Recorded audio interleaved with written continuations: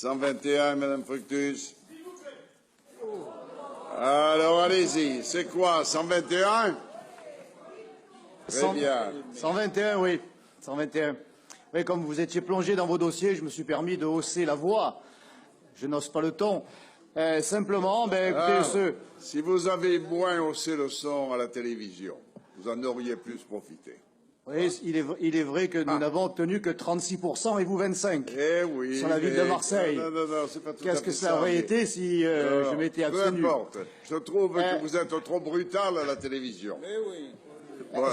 Mais ça ne me regarde pas, à vrai dire. Mais je le dis d'une manière simple. C'est votre avis, mais de savoir pourquoi je réagis avec vigueur quand je suis diffamé et insulté. Vous savez, j'ai beau être un responsable politique, j'ai quant à moi un peu de sang dans les veines.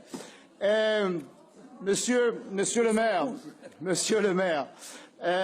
donc ce dossier, ce rapport de rénovation urbaine relatif à la cité de la Savine, que nous avons déjà évoqué, illustre assez bien les propos qui ont été tenus par notre collègue M. Royer-Perrault, à savoir la cohérence qu'il souhaite, qu'il appelle de ses vœux, et qui pourtant, manifestement, n'est pas respectée dans ce dossier. Car si la rénovation de la Savine, comme la rénovation urbaine en général, est un fiasco depuis longtemps, pointé du doigt non pas par le Front National, ou pas seulement, ou par l'excité que je suis ou que je serai, mais par la Cour nationale des comptes, par la Chambre régionale des comptes, et même récemment sur les plateaux de télévision par votre collègue Madame Rachida Dati, qui, lorsqu'elle est dans l'opposition, prend une cure de vérité et affirme elle aussi que cette politique fort onéreuse, en définitive, eh bien, n'apporte aucune solution.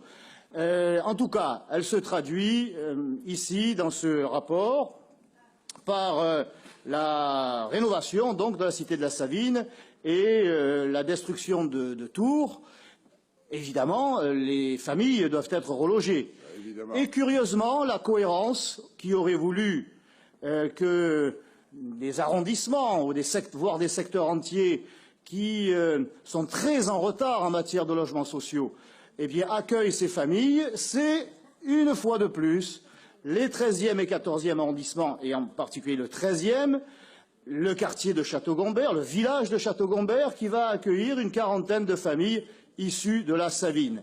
Et de Château-Gombert à Cité-Gombert, il n'y a qu'un pas que les Gombertois redoutent de subir dans les mois à venir. Parce que je n'ai été mis au courant, je n'ai été informé de cette décision que de transférer, si j'ose dire, les familles de la Savine à Château-Gombert, que par un courrier au mois de septembre, venu de votre adjointe, Madame Fructus, qui m'informait que quelques semaines plus tard, eh bien, les habitants de la Savine allaient emménager à Château-Gombert, ce qui a provoqué, je ne vous le cache pas, au moins l'interrogation, sinon la colère, des Gombertois que de subir cette décision unilatérale. Alors, encore une fois, je ne fais pas un procès d'intention.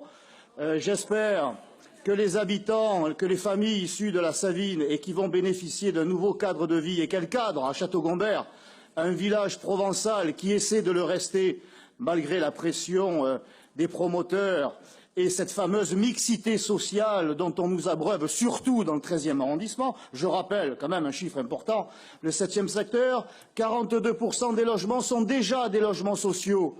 Il eût été intéressant que mes collègues du 4e secteur ou du 1er secteur ou encore du 3e puissent prendre leur part et ainsi trouver un niveau un peu plus cohérent en matière de logements sociaux. Mais il faut croire que les 13e et 14e arrondissements, et un autre, mais Mme Galli prêchera pour sa paroisse, en tout cas le 7e secteur est, lui, largement au-dessus de ce que la loi impose, 40%.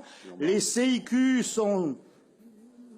partagent cette analyse parce que c'est la réalité, il n'y a rien de dogmatique. Alors voilà, moi ce que je souhaiterais, D'une part, c'est que chacun prenne sa part, même si je ne souhaite pas que Marseille devienne un immense village social.